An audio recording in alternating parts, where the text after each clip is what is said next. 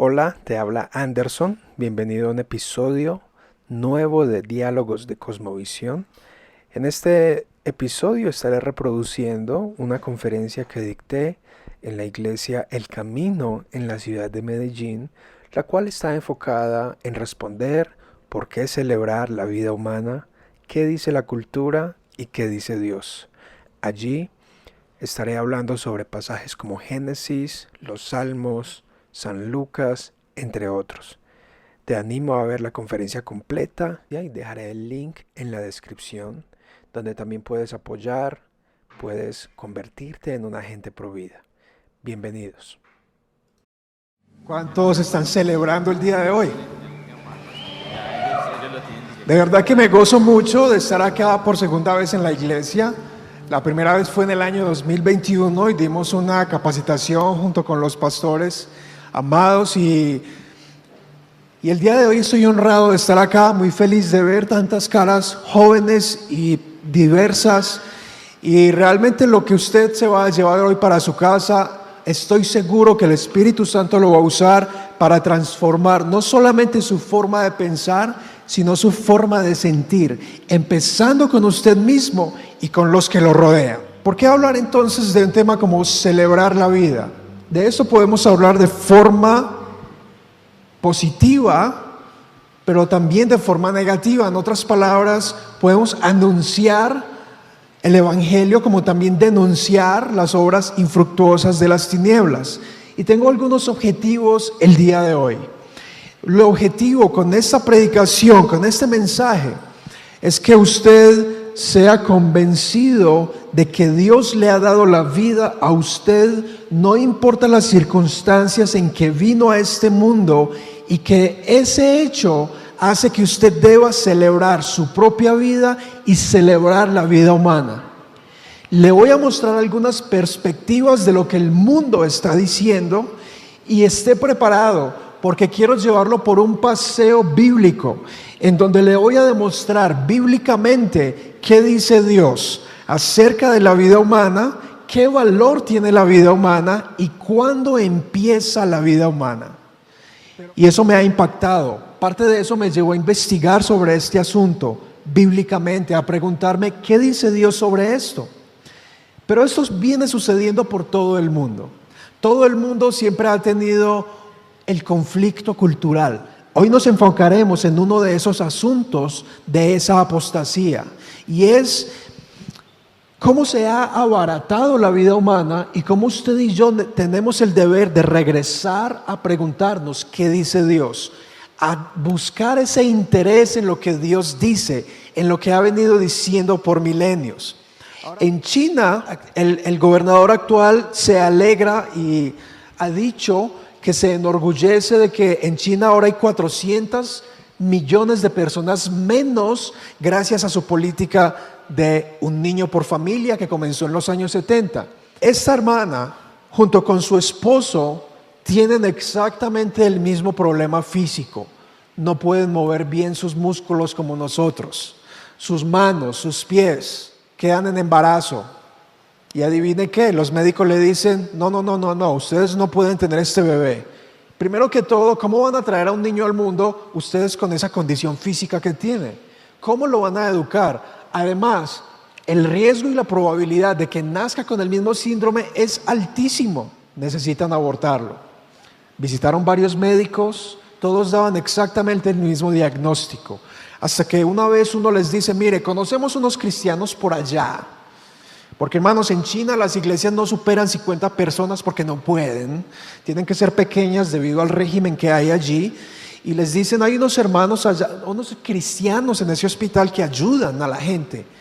Los conectaron, los llevaron a la iglesia, y hermanas de la iglesia, mujeres voluntarias, como muchas de las que hay acá, amadas, se las llevan para su casa durante todo su embarazo. Y durante los 9 meses le enseñan a hacer lo que está haciendo ahí. La pregunta que usted y yo debemos tener es, ¿por qué celebrar una vida así? ¿No será más bien motivo de tristeza y depresión traer una vida al mundo así? ¿Qué dice Dios? ¿Merece la pena celebrar? Pero China está muy lejos. Ahora vamos un poquito más cerquita. Y vamos a ver una fotografía de Cuba. He tenido la oportunidad de estar en Cuba unas 4 veces y recorrer la isla de allá para acá. Esta joven la conocí el año pasado, a sus 13 años, estaba en embarazo, sola, no vive con sus padres, solamente tiene una tía. El mes pasado, en marzo, que visitamos de nuevo allá en Santiago de Cuba, nos contó su testimonio. Y ahí ella lo está contando, en donde ella nos explica que estaba dispuesta a los 7 meses de embarazo, como dicen allá en Cuba, a sacarse la barriga, por obvias razones, porque tiene 13 años, parece que no tiene futuro, apenas está haciendo el bachillerato, y pues el papá no aparece por ningún lado. Pero habla con el pastor de la iglesia y con voluntarios, le ayudan a reconciliarse con ella misma, le pintan un cuadro del futuro y le dicen: mira, no importa las circunstancias, puedes soñar, tú puedes salir adelante, tú puedes salir con el niño, Dios ha creado esa vida. Ella viene a Cristo como resultado de una evangelización a través de esa situación, de esa crisis que estaba experimentando. Y lo tremendo es que la última vez que fui, no solo estaba ella, una prima de la misma edad, también en embarazo. Y ella le dijo: mira, yo ya viví lo mismo, ven a la iglesia. Y allí vamos a hablar con el pastor y con las hermanas. Y la prima también ha decidido continuar con su embarazo y se ha hecho cristiana. ¿Cómo celebrar la vida en condiciones así, en un país donde hay que hacer una fila de 30 minutos para comprar 3 panes simples que ni siquiera le entregan bolsa? ¿Cómo celebrar la vida bajo unas circunstancias donde el desayuno es un poco de café y no se sabe qué van a comer al almuerzo o a la comida? Hay otra fotografía allí en donde aquí en Colombia, iglesias como esta han abrazado el valor de la vida humana. Se han dado cuenta de que abrazar el valor de la vida humana no es un asunto político, no es un asunto de privacidad, sino que es un asunto bíblico. El estéreo provee ese ultrasonido que es del tamaño de un celular, no requiere internet, solo con una tablet y el dispositivo le muestran a la mujer la ventana al vientre, le ayudan a ver que ella sí es madre, no es que se va a convertir en mamá, ya lo es, ya tiene un hijo, no es que el hijo algún día mutará y será un hijo. La iglesia necesita seguir abrazando el valor de la vida humana. ¿Y por qué? Porque Dios lo dice, porque es un asunto bíblico. Hermanos, el tema del derramamiento de sangre inocente es un tema que está en la Biblia. Y Satanás ha creado ese campo misionero para que la iglesia lo use como un punto de encuentro para traer almas a Cristo, para valorar no solo su alma eterna, sino su cuerpo temporal también. En otras palabras, hay una crisis humana en nuestros tiempos. Y usted y yo como cristianos no necesitamos ser profesionales ni expertos.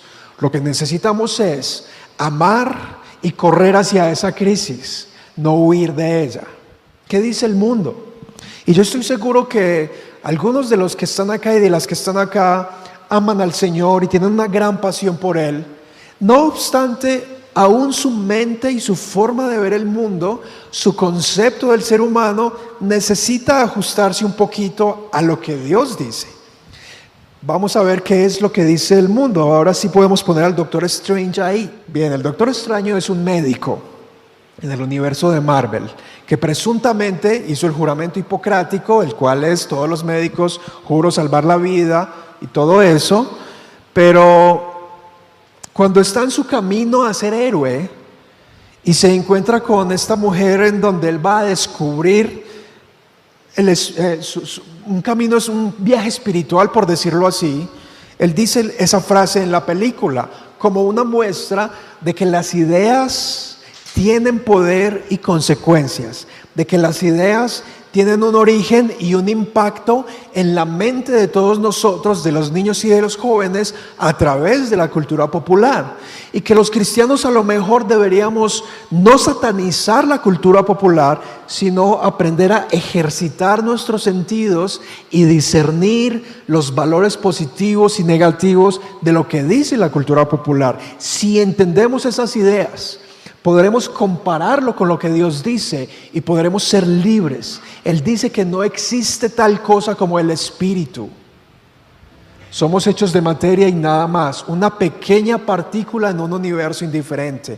Hace poquito estaba hablando con un familiar muy cercano y él me dijo exactamente esa frase.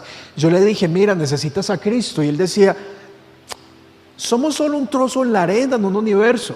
Exactamente esa misma idea, de que somos tan pequeños que no tenemos valor, de que el universo está en medio de tantas nebulosas, de tantas galaxias, que el ser humano es tan insignificante, que lo único para que sirve es para diseminar el ADN. Y él se confronta cuando se encuentra con el villano, porque el villano dice exactamente la misma frase. Las ideas tienen consecuencias. El mundo dice eso. Podemos poner la siguiente: el mundo entre tantas cosas dice eso. Y lo que ven ahí es la gran batalla. Les voy a explicar esas dos cosas y leeremos un versículo bíblico que nos va a explicar el por qué eso sucede.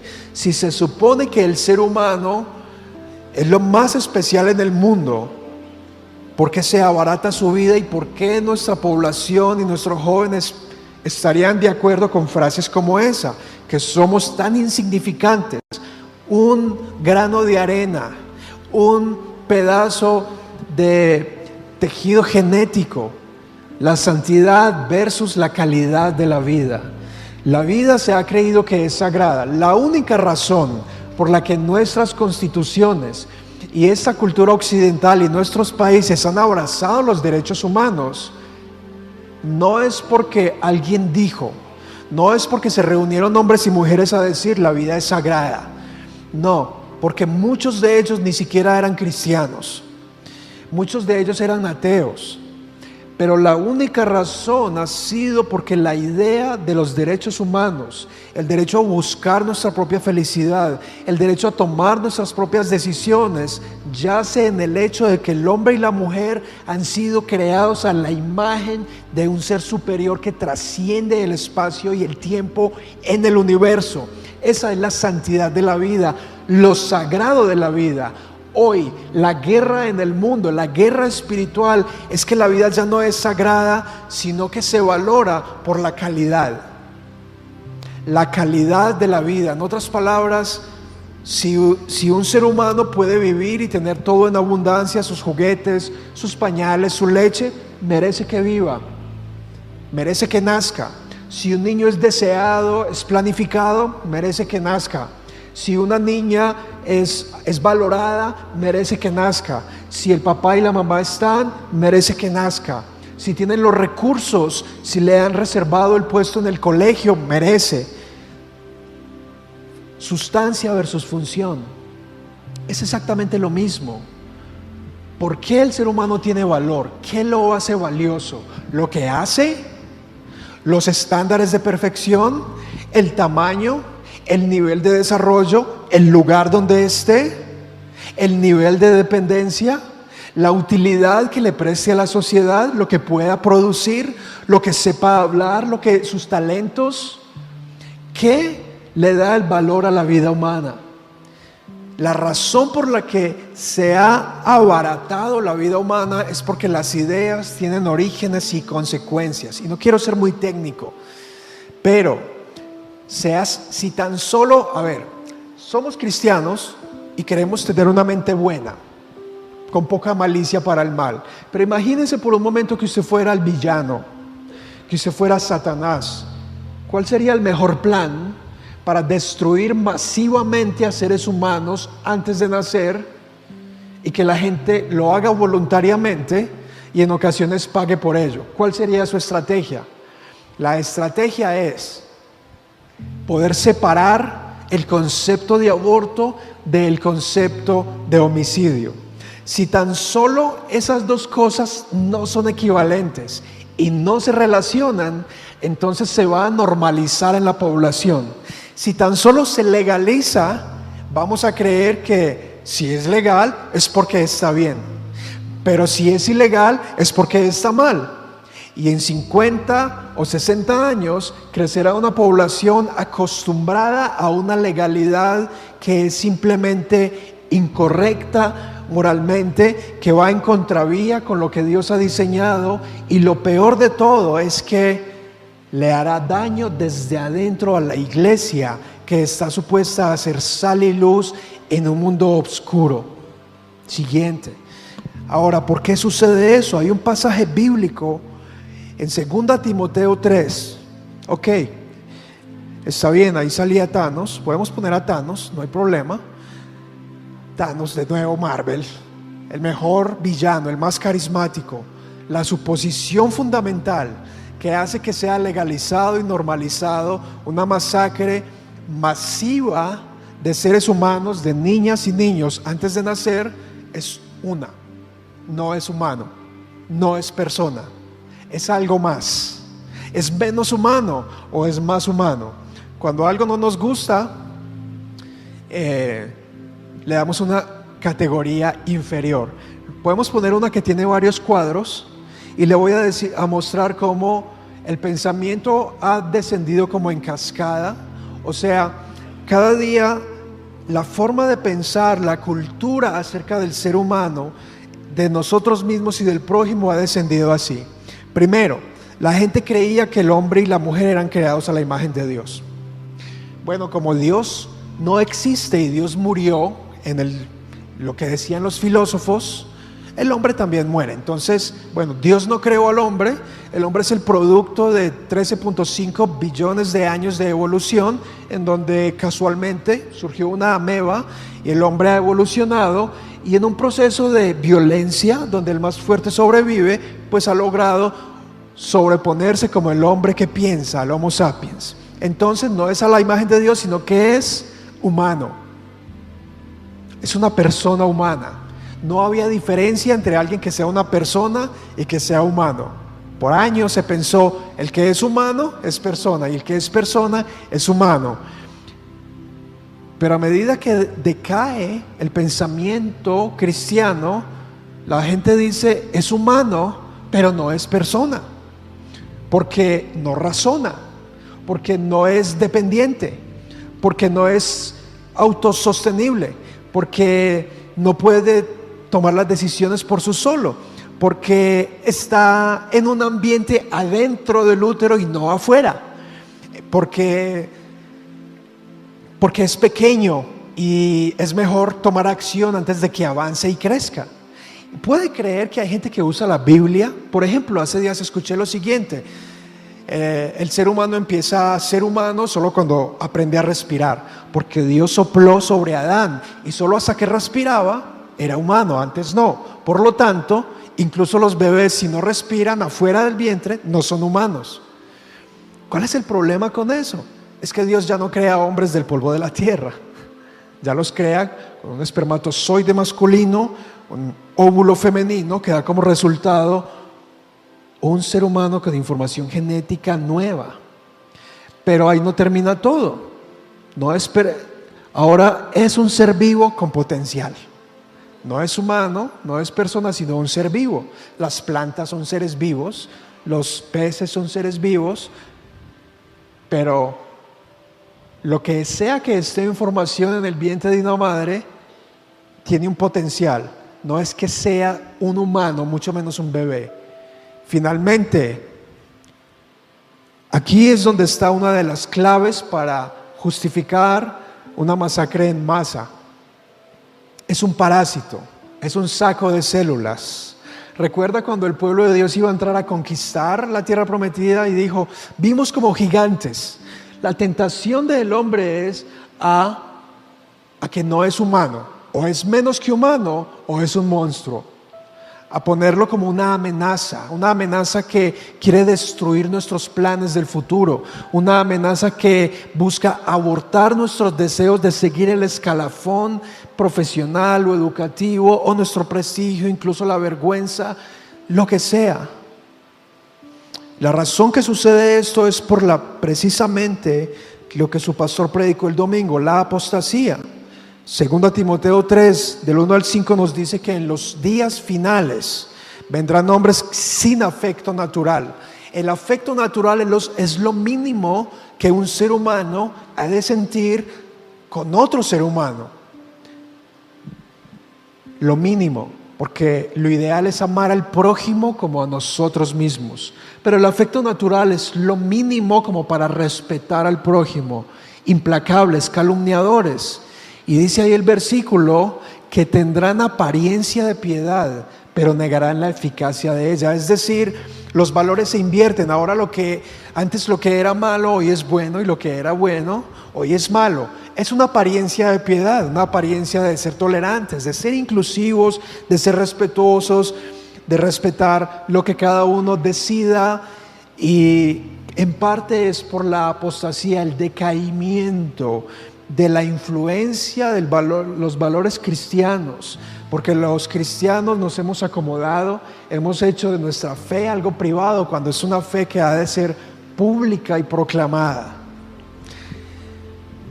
Ahora, le voy a dar solamente un teaser de este asunto tan profundo y tan amplio, porque nuestro enfoque hoy no es el derramamiento de sangre en su forma del aborto.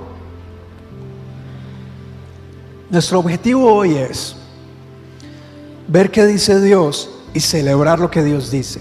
Irnos felices de acá, reconfortados, consolados con lo que Dios dice. Recuperar la identidad que usted y yo somos en Dios.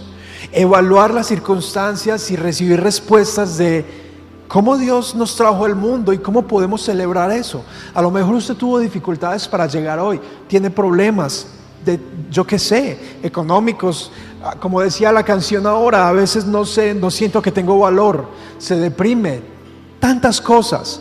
Yo quiero que hoy se vaya celebrando. Su vida merece ser celebrada. No importa los logros que tenga, no importa los logros que no tenga, lo que perdió, lo que todavía no es. Su vida y la mía merece ser celebrada y valorada. ¿Está de acuerdo con eso? Diga amén.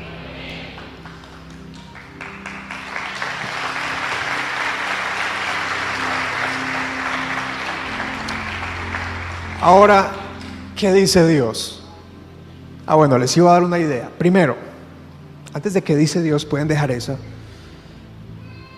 Yo, digamos que estoy dentro de lo que es la sombrilla, por decirlo así, del movimiento Pro Vida, que lleva muchas décadas y que en nuestro país ha venido empezando a medida que la iglesia se hace consciente de cómo afecta esto a todos nosotros, tanto a hombres como a mujeres.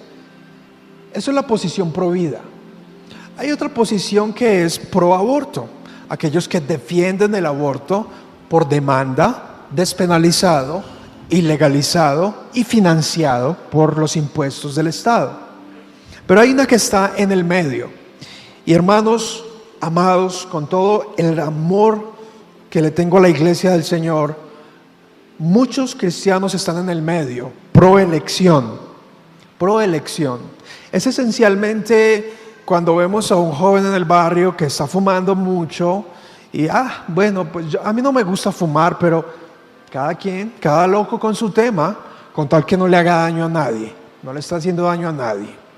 Esa es la opción pro elección. Yo nunca me haría un aborto, yo nunca llevaría a mi esposa o a mi novia a que lo haga, pero si alguien lo va a hacer, cada quien tiene potestad sobre su cuerpo. Después de todo, cada quien es dueño de su destino. Y en ese sentido debemos cuestionarnos qué dice Dios. ¿Será eso una actitud cristiana? ¿Será eso una actitud que busca con compasión el bienestar y lo mejor para aquellos que están más cerquita de nosotros?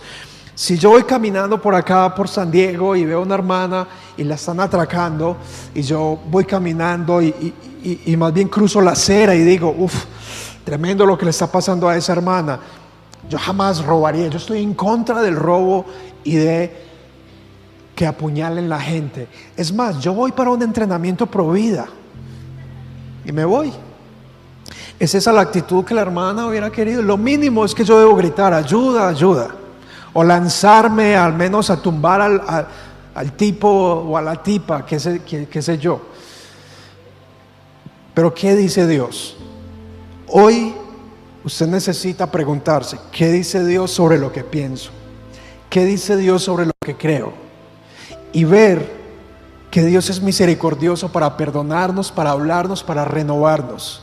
Yo soy cristiano hace un poco más de 20 años y me ha tomado tiempo cambiar actitudes y formas de pensar.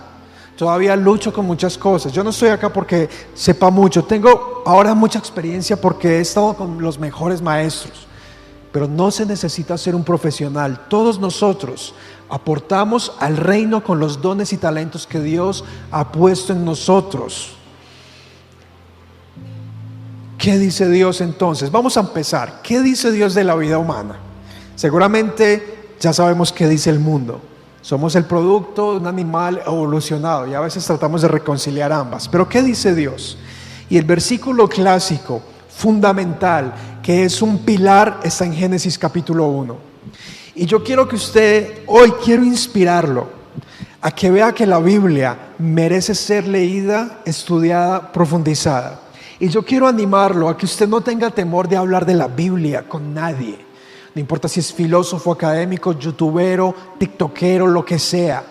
La Biblia es un libro que ha soportado los años, miles de años, en 3 idiomas distintas, por más de 30 autores. Ahí les debo ese dato. Diversos autores de diversos estatus económicos, académicos, que vivieron en distintas etapas de la historia, bajo imperios y gobiernos distintos, dentro de la tierra prometida, afuera de la tierra prometida, y aún así todos tienen exactamente el mismo concepto de la vida humana. Todos están absolutamente sincronizados en lo que Dios dice sobre el ser humano. Todos ellos, todos estos autores, Moisés, Pablo, David, todos ellos afirman exactamente lo mismo que dice Dios. Y yo me atrevo, soy atrevido con esto, de que la ciencia no le añade absolutamente nada a lo que la Biblia ya dice. La ciencia confirma lo que la Biblia ha dicho por milenios. Es más, la ciencia nos dice cómo funcionan las cosas, no para qué. Dios nos dice para qué creó el mundo. Por lo tanto, vamos a mirar qué dice Dios. El primer versículo es Génesis 1:26. Entonces dijo Dios: hagamos al hombre conforme a nuestra imagen y semejanza, y señoree en las aves de los cielos, en las bestias, en toda la tierra y en todo animal que se arrastra sobre la tierra. Y creó Dios al hombre a su imagen, conforme a su semejanza. A imagen de Dios lo creó, hombre y mujer los creó, los bendijo y les dijo: fructificad y multiplicaos, llenad la tierra y sojuzgarla. Y al final de ese capítulo dice: vio Dios que todo era bueno. Esos versículos son poderosos, son poderosos. Primero porque el concepto de la imagen de Dios es un concepto único. Es un concepto de hecho difícil de comprender, porque la Biblia no nos explica qué es la imagen de Dios. Es como cuando a uno lo ofenden o alguien lo irrespeta. Todos sabemos ese sentimiento. O sea, hay cosas que no sabemos explicar, pero cuando las perdemos, inmediatamente sabemos qué se siente. Les voy a ofrecer 4 elementos fundamentales que usted se puede aprender hoy. Primero, el ser humano, según Dios, tiene un valor que es intrínseco. Intrínseco. ¿Qué quiere decir eso? Que el ser humano tiene valor para Dios solo por el hecho de ser humano. En otras palabras, ninguno de ustedes ha hecho absolutamente nada para ganarse el valor que tiene como ser humano. Nadie. Todo lo contrario, hemos deshecho y deshecho como para no tener valor. Pero la imagen de Dios, aunque con el pecado, como un espejo roto o como un billete que antes estaba nuevito, salido del cajero, ahora está arrugado, lo pisoteamos y si alguien se lo encuentra en la calle no va a decir, mira ese billete de 100,000 o esos $100 de Benjamin Franklin, como son de bonitos, verdes, si están verdes y planchados mucho mejor.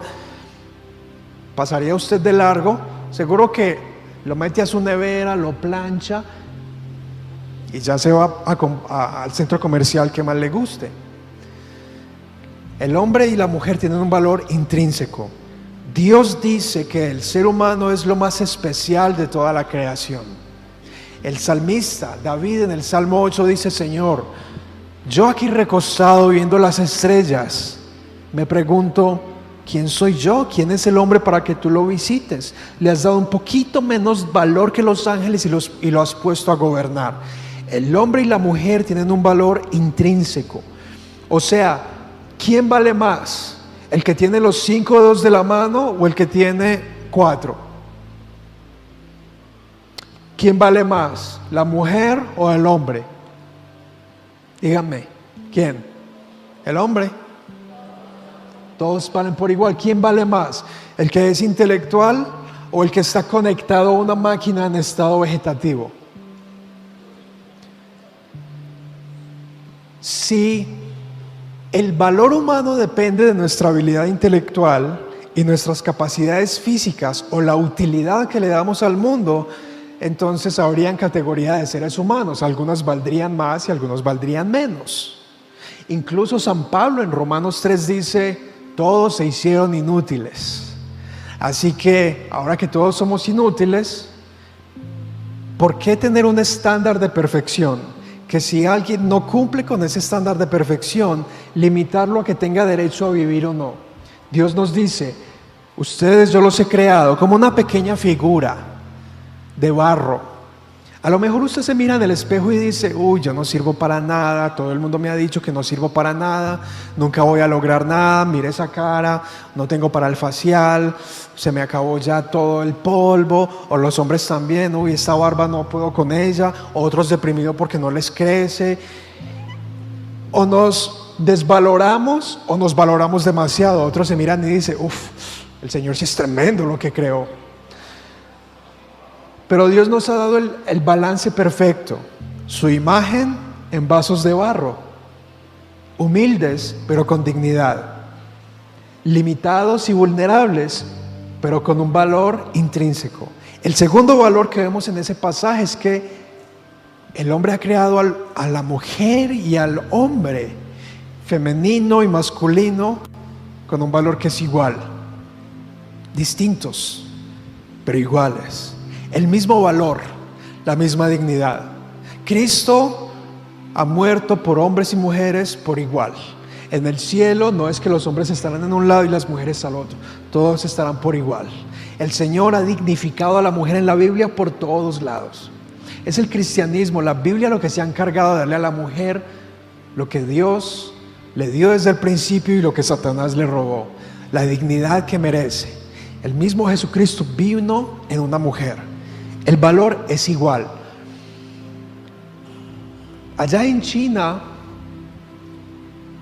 el evangelio crece mucho y quieren ir a Jerusalén y luego ir hasta el final de la tierra. Pero cuando ingresan a la escuela dominical los domingos, hay 12 niños y 2 niñas. ¿Por qué? ¿Por qué es eso? Porque aún dentro del cristiano se valora más al niño que a la niña. Porque el hombre es quien va a sostener a sus viejos cuando estén mayores. Eso se llama generocidio. Es una selección de un género sobre otro.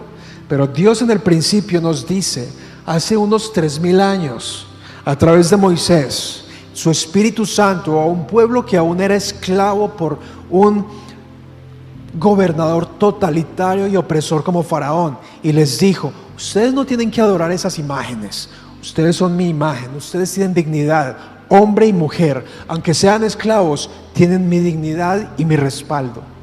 Así que Dios nos ha hecho iguales, intrínseco igual. El tercero que vemos en ese pasaje bíblico es, y realmente quiero que usted vea que este concepto sale de la palabra de Dios. El hombre tiene un valor excepcional. Si usted lee ese capítulo de Génesis, verá que el Señor todo lo ha creado con el poder de su palabra. Y dijo Dios, y fue la luz. Y dijo Dios, crezcan vegetales y de la hierba y según su simiente, y que la simiente haya en él. Y creció. Y que se llenen los océanos de animales y que su simiente sea ahí. Pero cuando llega al sexto día, el Señor dice, ya no voy a dar órdenes, tengo el poder para crear solo con decir, pero esta vez no, me lo voy a tomar personal. Se toma sus manos y toma polvo de la tierra y se lo toma personal.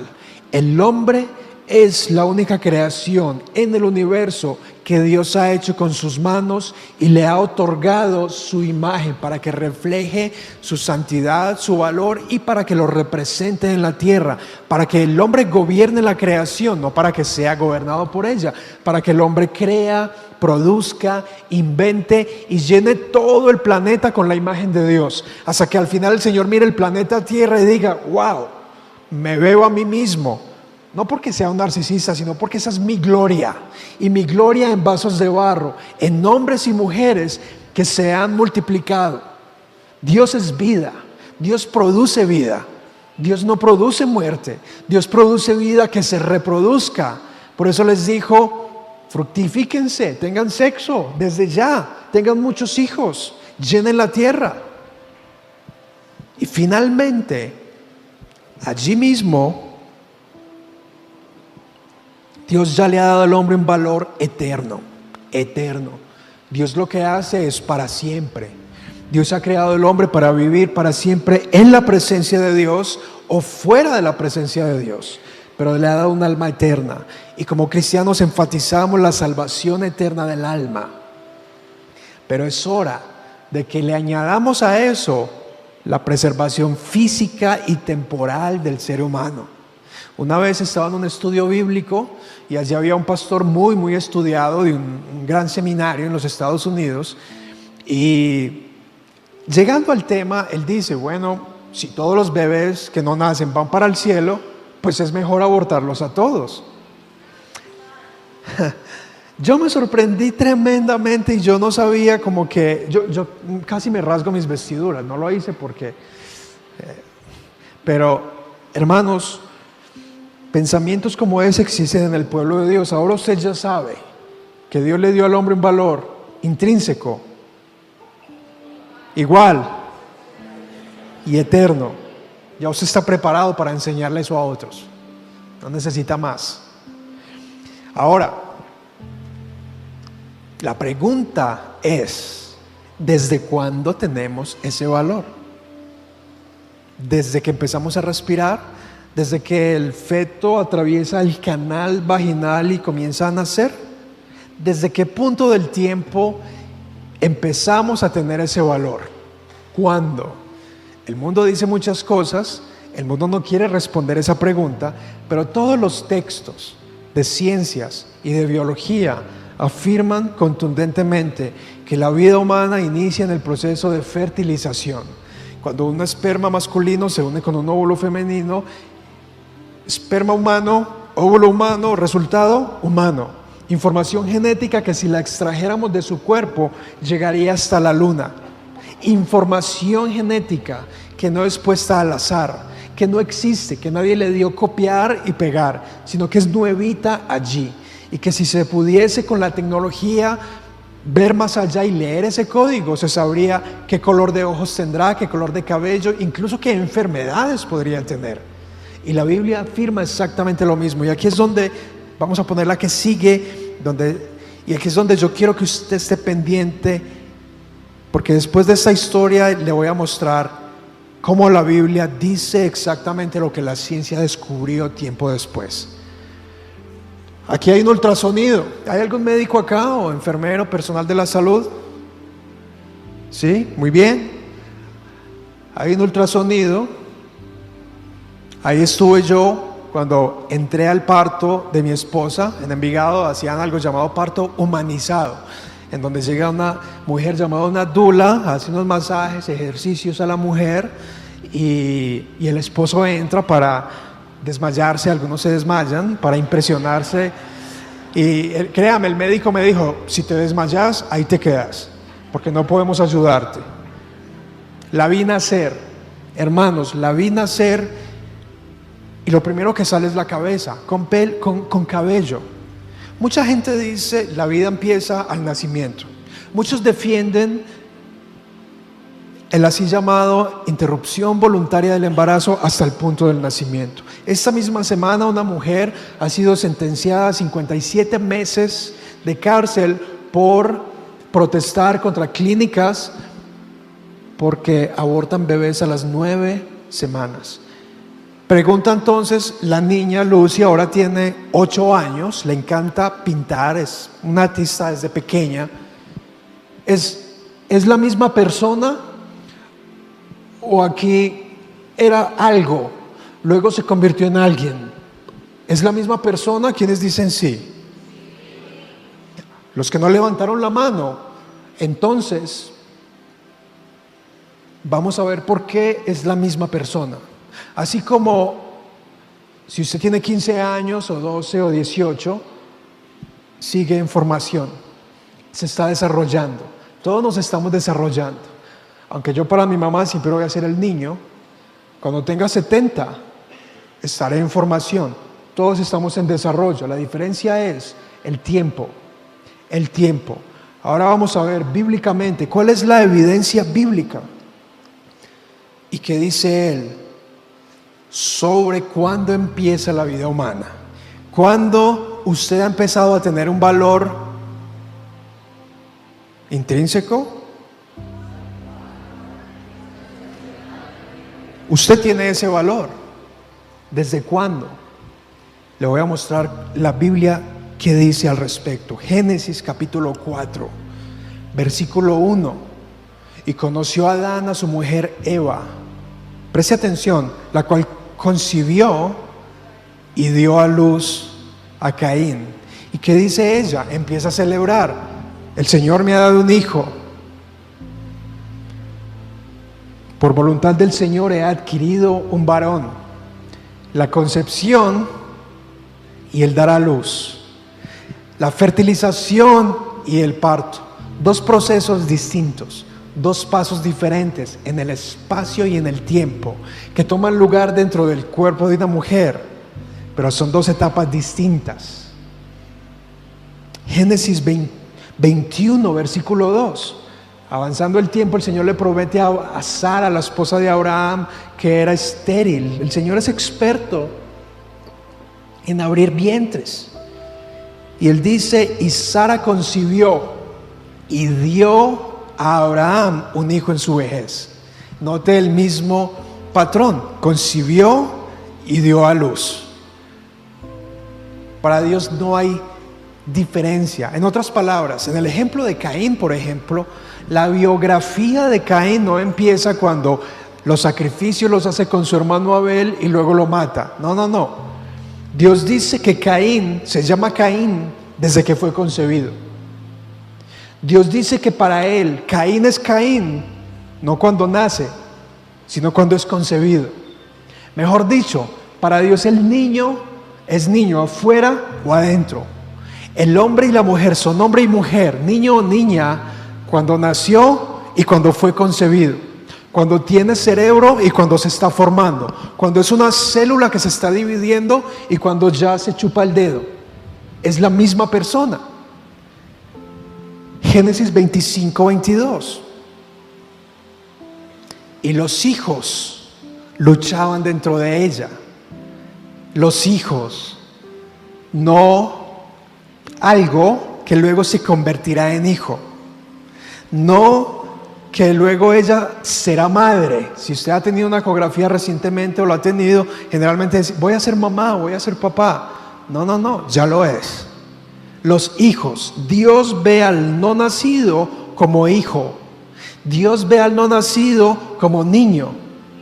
Las diversas expresiones científicas para cigoto, feto, embrión son simplemente para distinguir las etapas de gestación, pero en cierta manera deshumanizan un poco a aquel al que Dios ya le dio un estatus de humano, de niño o de niña. ¿Alguien sabe qué significa la palabra feto? Dígalo fuerte. ¿Alguien sabe? Significa descendencia o niño pequeño. Otro versículo. Ese es tremendo. Éxodo 1, 16. Éxodo 1, 16. Y el 22 también dicen lo mismo. Faraón se ve amenazado porque el pueblo de Dios se multiplica y crece. Y él dice, no, estos me van a conquistar. Mejor los mato en masa. Y él dice, mírenle el sexo. Y si es hijo, arrójenlo al río.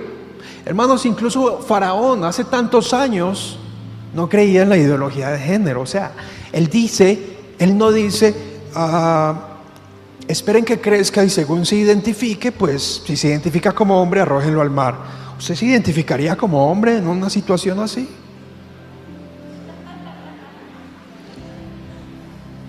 Otro versículo, Jueces. Creo que ahí está, Jueces. Si ahí está, lo ponen. O creo que no está, Jueces 13:3, la misma historia. Sansón, el ángel se le aparece a los padres de Sansón, ese fortachón, y el ángel dice, concebirá y dará a luz. La misma expresión. Otro versículo, Job 3:3. Job fue un hombre que sufrió demasiado. Si usted lee el libro de Job y quiere entender el problema del sufrimiento y del mal, profundícelo y entienda a este hombre. Lo perdió todo. Él dice, perezca el día en que yo nací, la noche en que se dijo, varón es concebido. O sea, para Job, el día en que fue concebido, y no me pregunte cómo sabían que era varón, pero él en su mente dice, maldito el día en que se dijo, varón es concebido. En otras palabras, él distingue entre concebir y dar a luz. Es exactamente lo mismo que dicen todos esos versículos. La ciencia comprueba lo mismo. La concepción, dar a luz. Es un proceso. Y por eso mi objetivo es mostrarle estos versículos para que usted vea que la Biblia le da respuestas. Que usted necesita fortalecerse con lo que Dios dice, echar mano de lo que otros dicen útil, pero abrace la palabra de Dios. Ahora, Dios utiliza el mismo lenguaje a la hora de hablar de otros asuntos. Es como para confirmar. Él dice, yo creo la vida en la concepción y luego la mujer da a luz. Yo creo la vida como cuando un hombre y una mujer tienen intimidad, conciben y da a luz. Y él usa ese mismo lenguaje en otros ejemplos. Santiago 1:15, hablando de la tentación, para que no crean que solo les doy del Antiguo Testamento, también hay del Nuevo. Santiago 1 dice, nadie diga que es tentado de nadie, sino que el que se lleva de la concupiscencia ha concebido y da a luz pecado. Dios usa las mismas expresiones, concebir, dar a luz. Isaías 66, el Señor habla de lo mismo. Él concibe una nación y la nación es dada a luz. En otras palabras, Él ilustra estas verdades que tienen que ver con el valor de la vida humana en otras circunstancias, en las distintas épocas, para hablarnos a usted y a mí.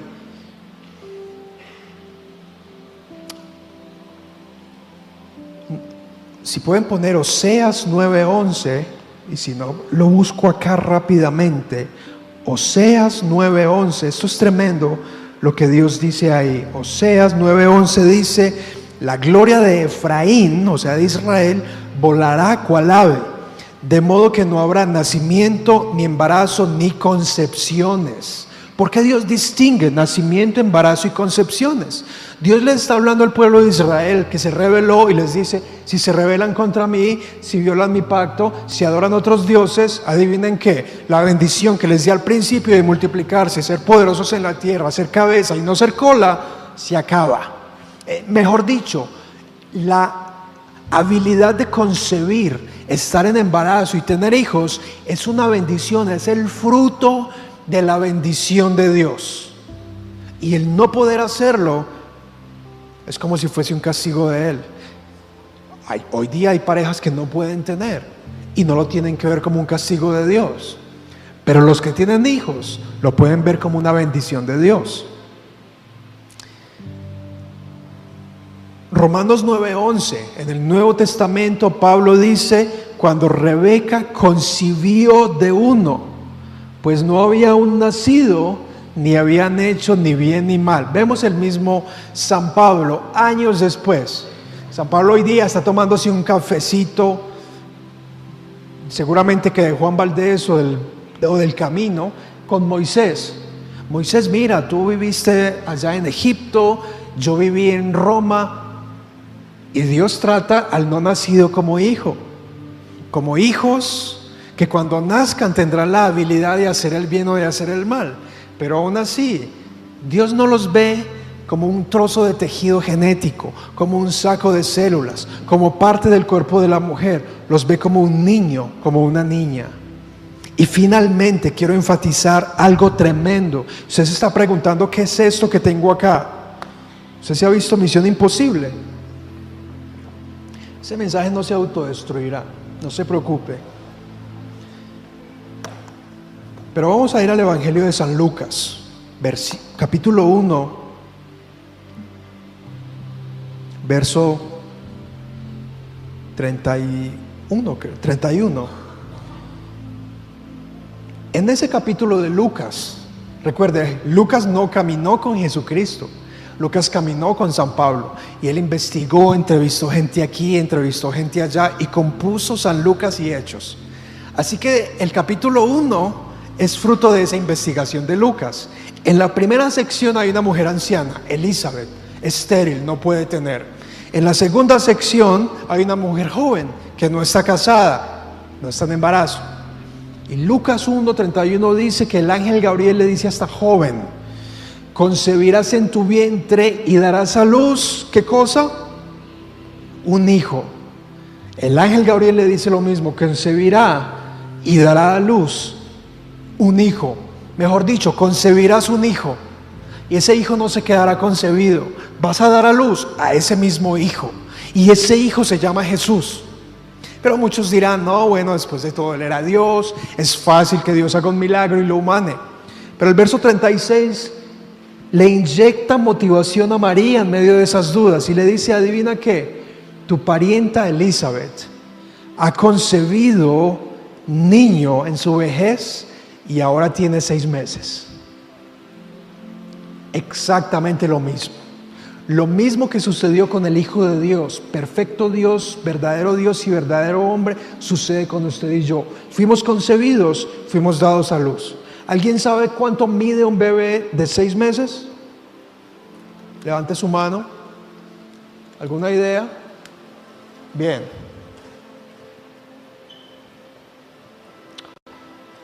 Haga así. Ese es el tamaño que tiene un bebé de 6 meses. 22 semanas. 22. Juan Bautista, hermanos, y verso que sigue, el 44. María llega a la casa de Elizabeth y esa es una prueba que Juan el Bautista realmente era carismático y pentecostal, porque cuando llega María dice: la criatura saltó en su vientre y ella dijo: mamá, el Señor llegó, yo estoy en este vientre, estoy nadando en tu útero, pero detecto a otra presencia, a otra persona en el vientre de María. Y yo sé que yo voy a preparar el camino del Señor dentro de 30 años. Pero no, ¿qué cuentos? Voy a empezar desde ya. Mamá, el Señor llegó y está aquí. y hay un culto de adoración y Elizabeth es llena del Espíritu Santo. Juan Bautista tenía este tamaño cuando María llega, pero la otra pregunta es ¿qué tamaño tenía Jesús? No había pasado ni una semana, porque María vivía en Judea, Elizabeth vivía en Jerusalén, y los comentaristas dicen que habían unos 150 kilómetros de recorrido, y seguramente que no había Uber, era ilegal, y los taxistas eran muy malhumorados. Entonces le toca salir deprisa por la región montañosa.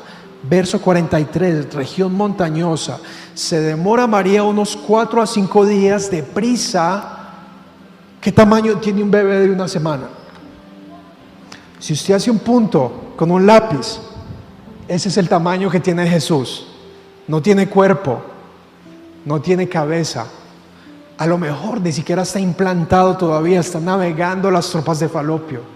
No se sabe, la Biblia no dice. Lo que sí se sabe es que a esa edad, en ese punto del espacio y del tiempo, Dios lo ve como un ser humano en formación y en desarrollo. Y no solo él, sino que Juan Bautista lo percibe como un ser humano, y Elizabeth interpreta que hay un ser humano en el vientre de María y que eso merece ser celebrado. La Biblia es contundente, es suficiente para usted y para mí.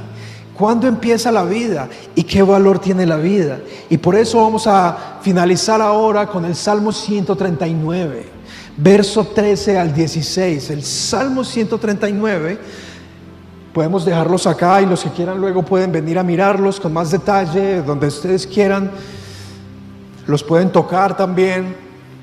Salmo 139 desde el 13 al 16. Este versículo evoca lo que acabamos de ver en San Lucas. El salmista David, por medio del Espíritu Santo, está anunciando cosas que aún eran tecnológicamente difíciles e impensables para él. Él dice: porque tú formaste mis entrañas, tú me hiciste en el vientre de mi madre. Te alabaré porque formidables, maravillosas son tus obras. Estoy maravillado y mi alma lo sabe bien. Y preste atención: no fue encubierto de ti mi cuerpo. De ese tamaño, David era David. Bien que en oculto fui formado y entretejido como una máquina de coser súper veloz, de las que tenía que coltejer, y entretejido en lo más profundo de la tierra. ¿Qué puede ser más profundo en la tierra que la madre? De hecho, si usted investiga la palabra madre, viene mater, materia. El Señor entreteje al ser humano en el vientre de la madre.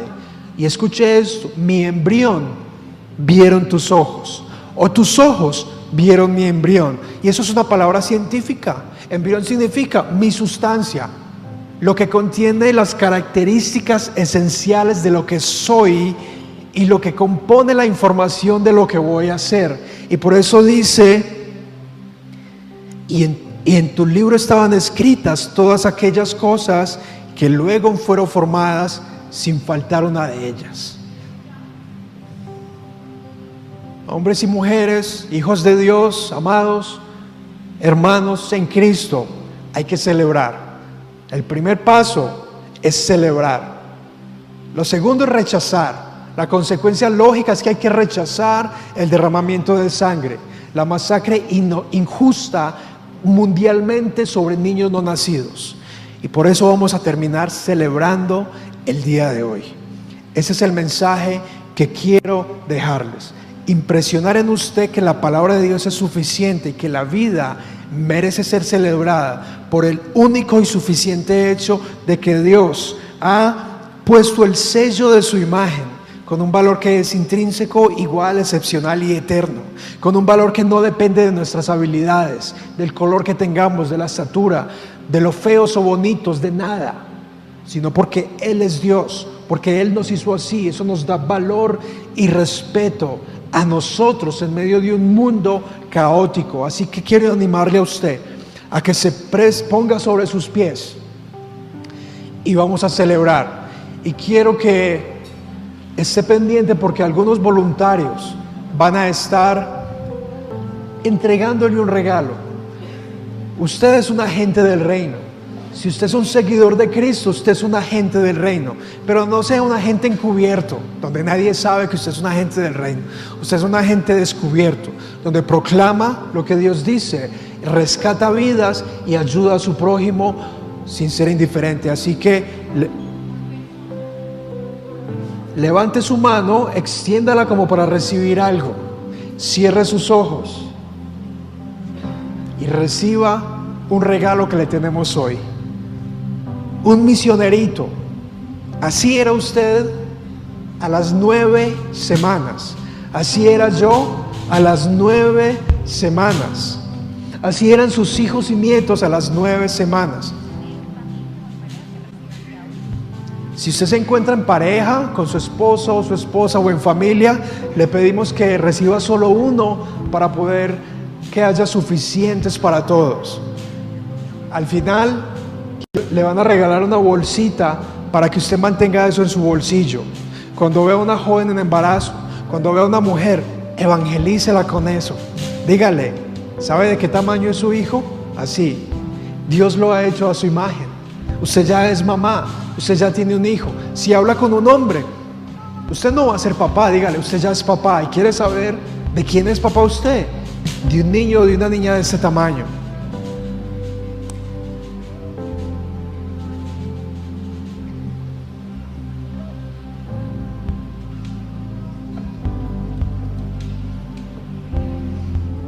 El Señor les bendiga a todos. Si esta predicación ha sido de bendición para ti y has aprendido algo nuevo, por favor déjalo en los comentarios. Te invitamos a suscribirte a mi canal acá en Spotify y también al canal de la iglesia El Camino. Te invitamos a aprender más en pasionvida.org. También puedes darle clic en los comentarios a otros enlaces donde encontrarás más contenido relacionado. Puedes seguirme y ponerte en contacto conmigo. Y hasta la próxima. Esperamos que ahora puedas tener esa semilla para celebrar la vida humana y que puedas ver convicciones desde la Biblia de cuándo inicia la vida. Hasta pronto. Chao.